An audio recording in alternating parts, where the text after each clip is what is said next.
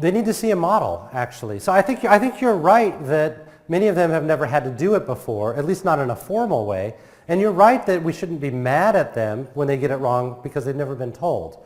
So if they see a model, if they see a template version of this, and I have met professors who actually will do this on their syllabus. They will say, so email professionalism policy, and then they will say, I expect emails to come with a subject line describing today's problem.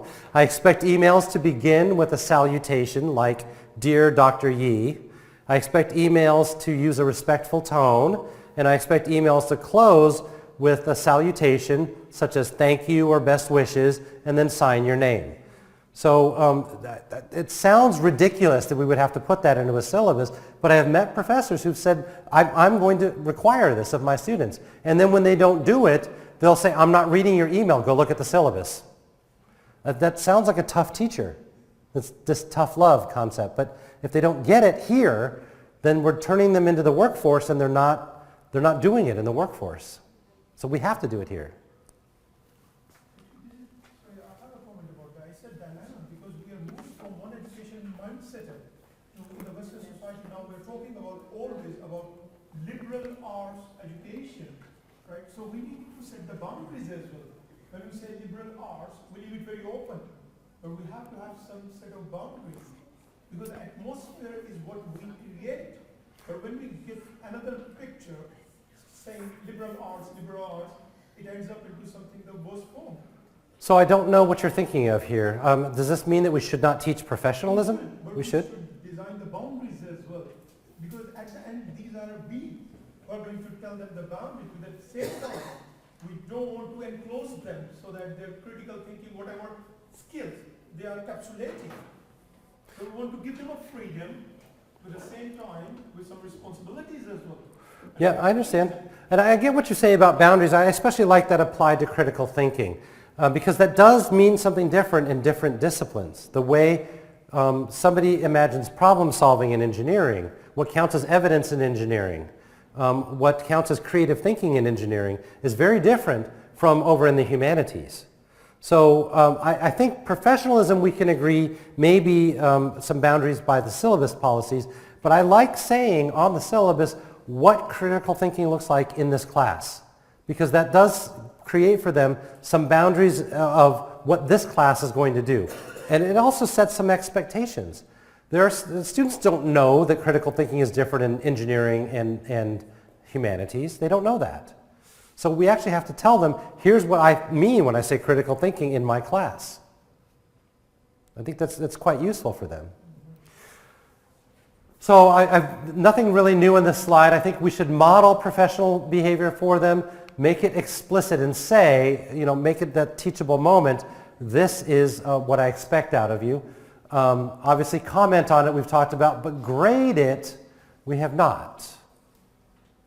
And there's a truth in here that has been true for all the subjects we've touched on so far, but I haven't really mentioned it yet. The students really only pay attention to things that earn grades, right? You can tell them things like, I expect a professional email, etc., but if there's no grade repercussions for doing it wrong, they're not going to care. You could tell them, here's an assignment where you can learn to get better at your spoken English, but there's no points for it. They're not going to care. Right? The only way that shows that you value it is when you put points on it, when you embed it in the assignment, where it becomes part of the assignment. So let's imagine that there's an essay or a project with a written report due in your class. You can make part of the grade for that final project, using a rubric, let's say, part of the grade can be English competency. It doesn't have to mean grammar, it just means what you want it to mean. You have to explain what you want it to mean. You can make part of that grade the professional presentation. And you can make part of that grade the professionalism of the delivery. I guess it's the same thing as a professional presentation, right? So that if there's communications in your class that you want to be professional, you want to give a weight to that, you would have a grade at the end of the semester on their professional level of communication. The only way they're going to pay attention to it is when there's points attached to it. Do you have a comment or question? Your hand looks, it looks like your hand is raised. Your hand is not raised? No? Yes, you. Okay. It's up for me. Does that not look like a hand raised to you? He's totally raising his hand. Okay. And this is a pretty obvious follow-on to the previous slide, that the soft skills need to be appropriately integrated with your assessments. Everything I just said about making sure it gets a grade if it's important, and if it's important, make sure it gets a grade. Both things. What's less obvious is what's below that. Answer, you remember, was that slide at the beginning about memory, right? I said that spaced practice is necessary and retrieval practice is necessary. I used the word very quickly, interleaving. I didn't explain much what it meant. It means that you're mixing up your practice so that it's not everything from this one thing is practiced again. It's the last 4 chapters are kind of practiced mixed up. Okay, that's what that means. As I mentioned earlier, the real message of this memory stuff is that your tests should actually be cumulative tests, because that forces them to study the old stuff again. Spaced practice. And then, even though that's not obvious, here's another step. Your stuff on soft skills should be part of these tests. So it deserves a grade, the soft skills, and it deserves to be part of this cumulative grading that I think you should be doing in your class. The students don't like cumulative grading, by the way, in case you're wondering. They will dislike it, and you will hear about it from them. That it seems unfair that they have to keep studying Chapter 1 as we're now taking the test on Chapter 4. Too bad, right? That's what learning looks like, is you're not supposed to be able to learn it and forget it. It's supposed to be integrated now. So that's a strong piece of urging for you. I urge all of you to have at least a couple of questions on every test that comes from older material. And you have to be honest. You have to be honest with the students. This is going to happen, right? Don't surprise them with it. But I think you should do it. Oh, I'm sorry, I interrupted your comment. Were you going to say that the students don't like that? She's not looking. You had a comment. They hate it. They hate it, yes. Yeah. They do in fact hate it because part of the reason they hate it is that it doesn't happen that way in their other classes. In their other classes is Chapter 1, test on Chapter 1, fine. Chapter 2, test on Chapter 2. The students like that better because they can do stuffing. They can stuff their head with Chapter 2 and then forget it. Yeah. We're not here for that. We're here for learning, long-term learning. Force them to do it by making your test cumulative. They don't like it. That's true. Do the students fill out an evaluation form at the end of the semester where they get to say their piece? So I do this. I live this myself. I have cumulative testing in my classes. And I get comments back from students like, this class was way too hard. I get comments back from students like, this class was 3 times more work than every other class. And then I get comments like, this class taught me way too much. What do you mean I taught you way too much? Is there such a thing as like there's too much learning in the class? That's a high compliment for me when the students say, this class taught me more than it should have. Because that means they think we should have sort of stopped at this small amount of learning, and I was the one who caused them to learn all these other things. That's a great result. Now, you do have to be careful if those student evaluations, do they get used against you at the department sometimes? So you do have to be a little careful there. What I would suggest, if you're going to do this strategy that's not popular with students, is that you make sure you turn in to your department a letter that explains the context of what you're doing. Because of the trainings that you got at the beginning of the semester, Yee is spelled Y-E-E, that's my name. Because of these trainings, I have been experimenting with cumulative tests to drive student learning higher. It is unpopular with the students, and we knew it would be unpopular with the students, but it's resulting in higher results. This letter will work especially well if your students perform great on the final exam compared to those other classes where they did just Chapter 2 and threw it away, Chapter 3 and threw it away. Think about that. It's a really important point, actually, even though it's not workplace skills. Okay, I guess I am going to give the handout on time management. Speaking of time management, my own time management is very poor right now. You're definitely going to have to skip every other person here. Actually, there might be enough on this side. Just take one.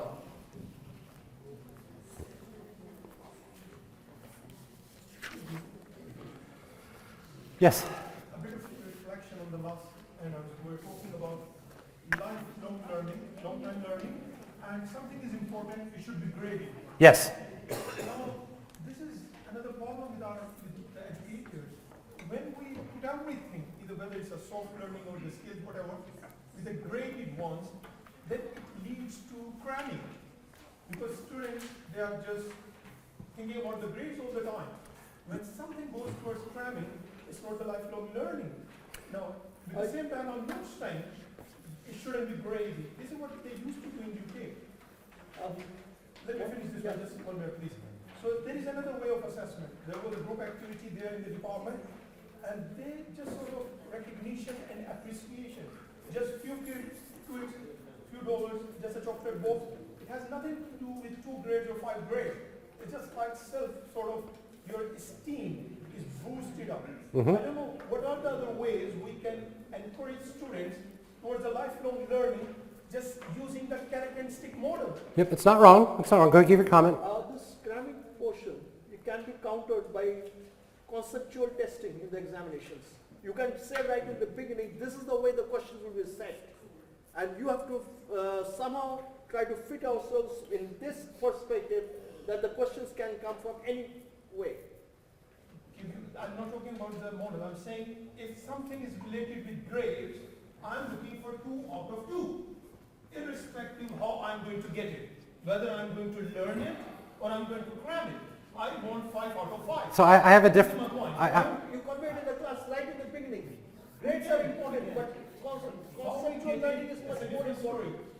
I'm just saying that we educators, at the end, if everything is graded, then the lifelong learning is effective. So I have two responses to you, and unfortunately they conflict with each other.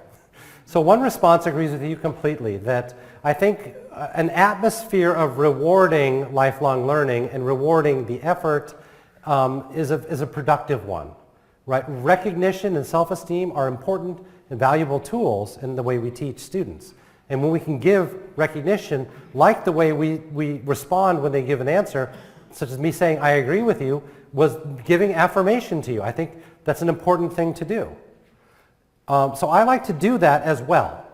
The other half of my answer is a mathematical trick. I agree with you that students will actually do cramming every time there is a grade. I agree with that as well. But if I'm making them learn chapter 1 and then they cram for it, and then they get to chapter 2 and there's still some chapter 1 questions and they cram for it, you get to chapter 3 and there's chapter 1 and chapter 2 questions and they cram for it, over the whole semester they're doing cramming, which is exactly the same thing as spaced out retrieval practice. I'm just forcing them to do it instead of assuming they do it by themselves at home. So the grading becomes a trick to make them do spaced retrieval practice. It flies in the face of lifelong learning. It's forcing them to do it instead of trusting them to do it. And I would probably suggest that you be judicious about which level the students are at. Because students are not the same in the first year in a general education class that they hate because they have to take, versus the 4th year when it's a class in their major, there's 10 people in the class and they love what they're learning. You don't need to do any of those tricks up here. You can just give the content and they'll be right there with you, plugging away and looking for more. But when it's down here and they don't like being in the class, you need to trick them. So I think we said the same things at the end, more or less. Okay, what I have in front of you is a time management worksheet, just different ways for you to think about how we assign time management. But first I want to break down what time management means. So do we agree that students have a time management problem? I think most of the time students have a time management problem. So how does that manifest itself? How do you know that they have a time management problem? When they don't turn over assignments on time. The assignment's not done on time. And they say simply things like, what? I overslept. I have too many assignments. My students say things like, I have these jobs, I work these jobs, and so I don't have time to do these things. Delay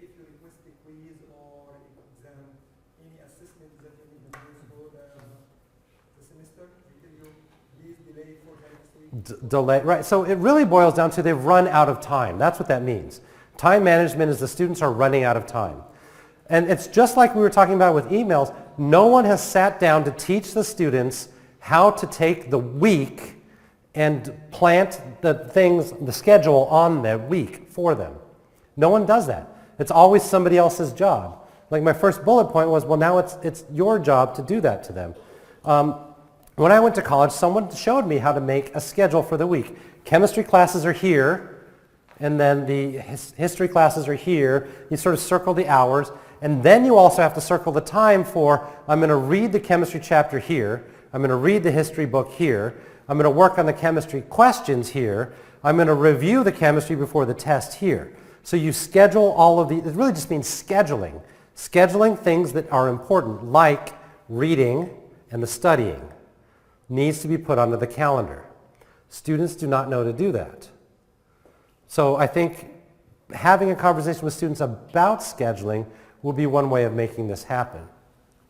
Now this worksheet is designed for you to spend a couple of minutes thinking about how you can help students with scheduling issues, time management issues, and they're in 4 categories. Self-assessment. So what that means is there any kind of reflection you can make the students do that would help them with time management? So that's where you would fill in the space there. You as teacher would force them to, dear students, take the next 5 minutes to do a reflection on, so whatever that is what you would put in the box there, okay? When it says frequent assessment, that's kind of not so obvious what to put in the box there, but the importance of frequent assessment will increase their time management studying for this material. So, and the bullet, I'll just give you the bullets there. It says things like low stakes assessments. So quizzes worth very small points, right? And assessments that are cumulative we talked about, or even assessments like clicker assessments, if you use clickers. Did you have a hand? Yes, but I'm confused because in this case we will do their job. This is their responsibility. It's their responsibility to make the schedule, but are you talking about the quizzes? No, I mean doing like the time management for them, scheduling. I don't mean doing the schedule for them. So let's give an example here. Even if I give them like ideas about time management in my class, this is I have time to explain to teach them a course. There's no time to give them this information. Yeah, you're not. I mean this is the basic skills they have to have. Except they don't have them and no one gives it to them. So who's going to give it to them? That's the very first green point I came to, is that this has to become our job. Because what you're saying is it's somebody else's job, and if everybody is saying it's somebody else's job, it's never getting done. Maybe we can give them this skill, this skills in the first level. I mean, not each semester doing the same things. Otherwise, we will do everything for them. So I'm a little worried about making it feel like it's somebody else's job, because this is, I think my argument is this is how we got here. This is how the employers now feel like the students don't have these skills, because everyone is feeling like someone else should take care of this. So that worries me a little bit. I'm not saying you have to spend 8 weeks talking about time management with students. I am suggesting that there's a number of different things you could do, like giving them quizzes, which will help their time management development over time. It's a completely subconscious process. If I have a quiz every time I come to your Tuesday class and your Thursday class, eventually I start developing habits that make me study your material twice a week, which is developing a subconscious habit of not procrastinating. You see how that works? That's not necessarily the same as you giving them explicit content in time management. You had your hand up.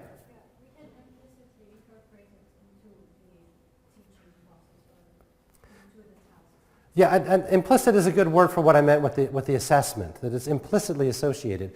But with the reflection, I'll just give you an example of one right here. You could ask, look, it's not going to take all week. You could spend 5 minutes and say to the students, get out a piece of paper and give me a reflection on how well you did on time management last week. You know, were you a good use, did you make good use of your time, or did you run out of time before studying all of your things? The research shows that when they are forced to do a reflection, this metacognitive skill, they get better at time management because their brain has become woken up to the fact that I'm not good at this. And they made the realization by themselves. No one had to come and tell them that. You just forced them to do it through a reflection. So it's 5 minutes. I'm asking for 5 minutes at the beginning of one of your weeks to do that reflection. I get it that that's not the work you're supposed to do, that this is the you know, what are you teaching, biology or business?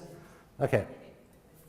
I get it that there's a body of knowledge that the students need to get through, and I understand that. My contention is that some pieces of, okay, let's back up. Remember we were talking about interactive teaching? And I said that if you're just lecturing, your students are not really learning. A lot of times when I talk to faculty about interactive teaching, they say, well, I don't do interactive teaching because I don't have time. I have all this material I have to cover. And this is a problem, actually, because if you cover all of this material and they're not listening and they don't learn it, then it was just you talking about all of the material. I would rather cover a little bit less and make sure that there's time for them to truly learn it. Cut down. I would remove some pieces of content so that you do have time to be interactive and you do have time to do things like these reflections. It's not serving anybody's interest if you go through all the material and they don't really learn it. Yeah, but what I'm trying to say, this is should be outside the classroom. It's not like a typical classroom. Maybe we can get. We're going to end up disagreeing. We're going to end up not on the same page here.